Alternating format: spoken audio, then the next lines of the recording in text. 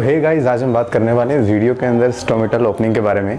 जी हाँ, स्टोमेटा कैसे ओपन और क्लोज होता है जिसके बारे में बात करने वाले हैं। माफ़ी चाहूँगा, थोड़ी सी एनर्जी डाउन रहेगी बिकॉज थोड़ी सी हेल्थ इतनी अच्छी नहीं है, बट स्टिल मैं आपके लिए वीडियो बना रहा हूँ क्योंकि मुझे पता है आप लोगों को वीडियो चाहिए, आप वीडियो का वेट कर रहे हैं। सो इस वीडियो को आखिर तक देखिए। उम्मीद करता हूँ कि स्टोमेटा को लेकर आपके जितने डाउट्स हैं मैं क्लियर करा पाऊँ।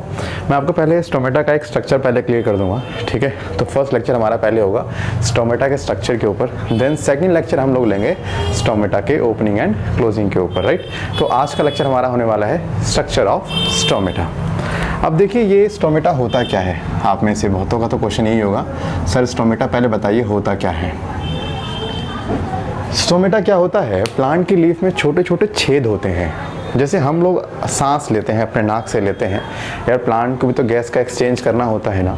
तो प्लांट गैस का एक्सचेंज करने के लिए और साथ ही ट्रांसपिरेशन करने के लिए, माने दो प्रोसेस करने के लिए, एक तो होता है गैस का एक्सचेंज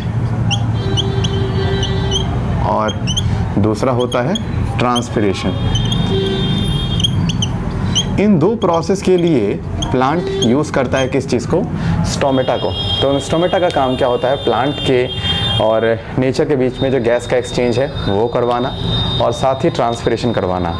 अब इससे तो वाकिफ़ है, गैस का एक्सचेंज मतलब प्लांट CO2 लेता है और ऑक्सीजन रिलीज़ करता है। ये मैं बात कर रहा हूँ गैस के एक्सचेंज की। लेकिन बात करूँ ट्रांसपिरेशन की, तो ट्रांसपिरेशन का मतलब होता है loss of water in the form of vapor from the surface of leaf, from the surface of leaf। देखो, आप लोगों ने एक चीज़ ध्यान दी होगी कि अगर आप धूप के अंदर एक मेटल रख दें और धूप के अंदर एक प्लांट को रख दें, मेटल धूप में गर्म हो जाता है लेकिन प्लांट कभी उसमें गर्म नहीं, तो प्लांट ठंडा का ठंडा रहता है। सवाल है क्यों, ऐसा क्यों कि मेटल गर्म हो जाता है और प्लांट ठंडा रहता है? क्योंकि पता है क्या है, प्लांट एक मैकेनिज्म का यूज़ करता है नॉन एज ट्रांसपिरेशन। ट्रांसपिरेशन का काम होता है कि भीषण गर्मी के अंदर भी प्लांट को ठंडा रखना, क्योंकि अगर प्लांट का टेम्परेचर बढ़ा तो प्लांट के अंदर फोटो ऑक्सीडेशन नाम का एक प्रोसेस होता है जिससे पिगमेंट सारे डिस्ट्रॉय हो जाते हैं। और अगर पिगमेंट्स डिस्ट्रॉय हो गए तो आपको पता है प्लांट कभी खाना बना नहीं पाएगा।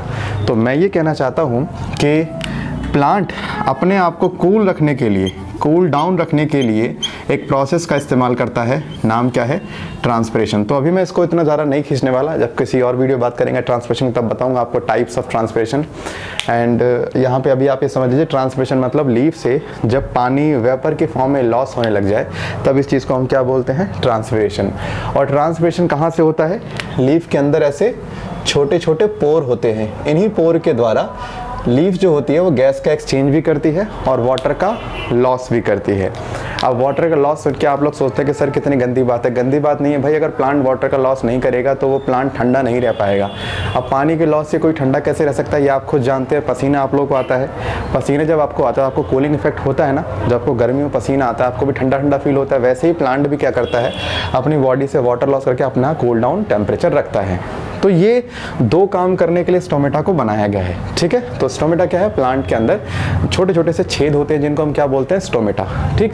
तो अभी मैं आपको जो ये छोटे छोटे छेद हैं, जो अभी आपको आई थिंक साफ आपको क्लियरली दिख नहीं रहे होंगे, मैं अभी आपको इन स्टोमेटा का डायग्राम दिखाने जा रहा हूँ, बड़ा बड़ा डायग्राम कि स्टोमेटा में क्या क्या सेल्स होते हैं और कैसे कैसे फंक्शन करते हैं, राइट। तो बात करते हैं स्टोमेटा के डायग्राम की। स्टोमेटा के डायग्राम में अगर आपसे एग्जाम में कोई क्वेश्चन पूछेगा तो मेनली डाइकोट का ही पूछेगा, मोनोकोट का बहुत ही रेयर है। और मोनोकोट में क्या पूछेगा वो मैं आपको बता दूंगा, मोनोकोट में क्या पूछेगा। सबसे पहले आपको याद रखना है, मैं यहाँ पे आपको दो तरह के स्टोमेटा दिखाने वाला हूँ। अभी दिखा रहा हूँ ओपन स्टोमेटा, एक दिखा रहा हूँ क्लोज्ड स्टोमेटा। नॉर्मली स्टोमेटा बंद कब होता है, रात के समय, और खुलता कब है, डे के टाइम में। ये नॉर्मल प्लांट की बात कर रहा हूँ मैं, ठीक है। अगर मैं ज़ीरोफिटी प्लांट की बात करूँ जो कि सूखे एरिया में रहते हैं तो उनके केस में उल्टा होता है, बट नॉर्मल की बात करते हैं। तो ओपन स्टोमेटा के अंदर आप ये समझ लीजिए, सबसे पहले यहाँ पे आपको बनाना है दो गार्ड सेल, ऐसे राजमा जैसे, ऐसे। ये जो दो सेल आप देख रहे हो, इन सेल का नाम होता है गार्ड सेल। इनकी इनर वॉल काफ़ी ज़्यादा थिक पाई जाती है, ठीक है, और आउटर वॉल थिन पाई जाती है। इन गार्ड सेल के अंदर आपको देखने को मिलता है ढेर सारा ऐसा क्या, क्लोरोप्लास्ट।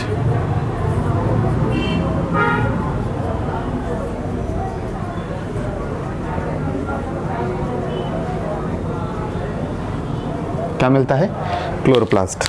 और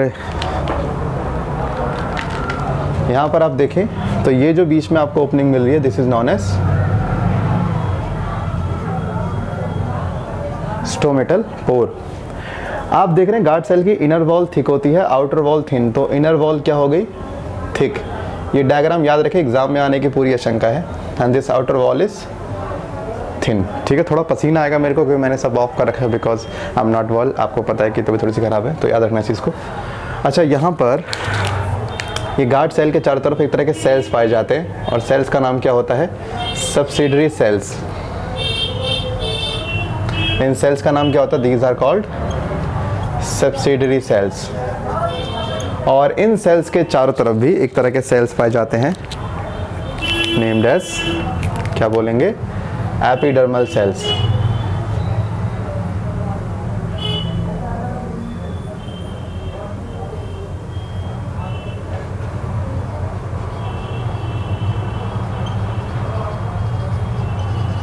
आपको बता दूं ये सारे एपिडर्मल सेल्स हैं, बस ये अब मॉडिफाइड हो गए फंक्शन को लेके, है ना। अब यहाँ पर एक चीज़ और ध्यान रखना कि सारे सेल्स के बीच में आपस में कनेक्शन होता है जिसके थ्रू ये आपस में एक्सचेंज करते हैं मटेरियल्स का। और ये हर एक सेल के बीच में, guard cell, subsidiary epidermal cells, ये जो कनेक्शन हर सेल्स ने अपने बीच में करा हुआ है, इस कनेक्शन का नाम है प्लाज्मोडेस्माटा। क्या नाम है, प्लाज्मोडेस्माटा। ठीक है, दो प्लांट सेल आपस में जिस कनेक्शन के थ्रू, जैसे मान लीजिए दो घर है, दो घर को आपस में सामान का लेन देन करना होता है, तो दो घर ने क्या करे, कॉमन जो उनकी दीवार है उसमें छोटा सा छेद कर ले जिससे सामान का वो एक्सचेंज करते रहते हैं। ऐसे दो प्लांट सेल आपस में कनेक्शन रखते हैं ताकि कल को कोई नीड पड़े तो एक सेल दूसरे को, दूसरा पहले को दे सके जो सामान चाहिए हो। तो यहाँ पर ये पूरा एक स्टोमेटा हो गया। जब तक आपको स्टोमेटल पोर दिखे तब तक स्टोमेटा ओपन माना जाता है। अगर ये पोर ना दिखे तो इसको क्लोज्ड मानते हैं। ये मैंने डाइकोट का स्टोमेटा दिखाया। अगर आप मोनोकोट का स्टोमेटा बनाते, आपको सिर्फ इतना करना होता कि जो यहाँ पे आपको किडनी शेप में गार्ड सेल मिल रहे हैं ना, मोनोकोट में यही कैसे होते हैं, डंबल शेप में। याद रखना कि मोनोकोट और डाइकोट स्टोमेटा फर्क क्या है, गार्ड सेल के शेप का। उसके केस में गार्ड सेल का शेप कैसा होता है, मोनोकोट में डंबल शेप, यहाँ कैसा होता है, किडनी शेप। अब ये जो सेल जिसको मैंने गार्ड सेल बोला, उसका गार्ड क्यों नाम दिया, क्योंकि ये ओपनिंग को गार्ड कर रहा है। ये जब कहेगा तभी ओपनिंग खुलेगी, जब ये नहीं कहेगा ओपनिंग तब नहीं खुलेगी। So that's why guard cell को गार्ड सेल का नाम दिया गया। सिर्फ गार्ड सेल के पास क्लोरोप्लास्ट पाए जाते हैं, जो ग्रीन वाले हैं, दीज आर क्लोरोप्लास्ट। और ये क्लोरोप्लास्ट कहीं और नहीं मिलते, ना सब्सिडरी ना एपिडर्मल सेल्स। तो ध्यान से सुनना, स्टोमेटा क्या होता है। स्टोमेटा लीफ पे ऐसे छोटे पोर्स होते हैं जो जिसके through plant exchange of gases और ट्रांसपिरेशन करता है। एक्सचेंज ऑफ गैसेस जरूरी है क्योंकि जब तक प्लांट को CO2 नहीं मिलेगा प्लांट खाना नहीं बनाएगा, और ट्रांसपिरेशन जरूरी ताकि प्लांट अपना टेम्परेचर कूल डाउन रखे। अब स्टोमेटा की डायग्राम की बात करते हैं तो स्टोमेटा का दो तरह का होता है, डाइकोट और मोनोकोट। और अगर मैं इनकी ओपनिंग और क्लोजिंग की बात करूँ तो स्टोमेटा दो तरह के होंगे, ओपन और closed, day time open, night time closed. और स्टोमेटा के अंदर दो होते हैं, गार्ड सेल जिसकी इनर वॉल काफ़ी मोटी होती है, आगे बताऊँ क्यों होती है, और बाहर की वॉल होती है थिन होती है। यहाँ पे एक चीज़ ध्यान देना, इन गार्ड सेल के ऊपर ना ऐसे फाइबर लगे होते हैं, ऐसे ना, एक जैसे आपने बलून के ऊपर ना, एक गुब्बारे के ऊपर या आपने केले के ऊपर ऐसे रबड़ बैंड लगा दिया, इस तरह के यहाँ पे फाइबर्स होते हैं। And these are called cellulosic microfibril, ये इसका नाम होता है। फंक्शन आगे बताऊंगा, अभी क्या, अभी तो आपको कुछ मालूम नहीं पड़ेगा, अभी सिर्फ आप स्ट्रक्चर ही याद रखें। और ये क्लोरोप्लास्ट, ये सब्सिडरी सेल, ये एपिडर्मल सेल्स। आगे और भी एपिडर्मल सेल्स है, ऐसा नहीं सिर्फ यहीं पे बात खत्म होगी। आगे आपकी जितनी इच्छा हो आप दिखा सकते हैं एपिडर्मल सेल्स को, इसमें आपको रुकावट नहीं है। तो ये था आपका डायग्राम मोनोकोट और डाइकोट स्टोमेटा के बारे में। आपसे हमेशा एग्जाम में डाइकोट स्टोमेटा ही पूछेगा, मोनोकोट पूछेगा। आपको सिर्फ क्या करना है, जो गार्ड सेल का आपने यहाँ पे किडनी शेप में बनाया ना स्ट्रक्चर, उसको आपको बस कैसा कर देना, डंबल शेप में कर देना है। तो आज की वीडियो में रखते हैं बस इतना ही। और अगर वीडियो पसंद आई है तो इसको लाइक करें, शेयर करें, सब्सक्राइब करें, और फिर मिलते हैं नेक्स्ट वीडियो में। जब तक के लिए सब तक सावधान रहें। देखते हैं, मैंने बालाजी, टाटा, बाय, शाबाश, love you all, bye bye.